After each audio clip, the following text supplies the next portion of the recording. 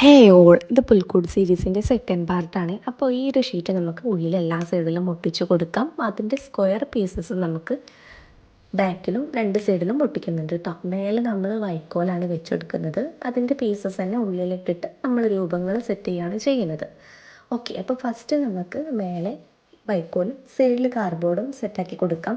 നിങ്ങൾ part 1 video കണ്ടിട്ടില്ല എന്നുണ്ടെങ്കിൽ മാക്സിമം ആ ഒരു വീഡിയോ കാണണം കേട്ടോ. കാരണം പുൽക്കൂട് നമ്മൾ അടിമുടി മാറ്റിയിട്ടുണ്ട്.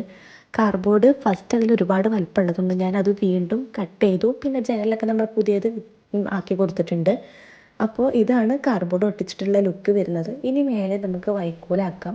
വൈക്കോൽ ഒട്ടിക്കാൻ വേണ്ടി ഫസ്റ്റ് ഞാനും പശ തേച്ച് ആക്കാൻ വേണ്ടി നോക്കി. പക്ഷെ അത് വേഗം വേഗം ആകാത്തതുകൊണ്ട് ക്ഷമ ഇല്ലാത്തതുകൊണ്ട് ഞാൻ എന്ത് ചെയ്തു, ഗ്ലൂ ഗണ്ണ് വെച്ച് പിന്നെ ഫുള്ളാക്കി സെറ്റ് ചെയ്തിട്ടുണ്ട് കേട്ടോ.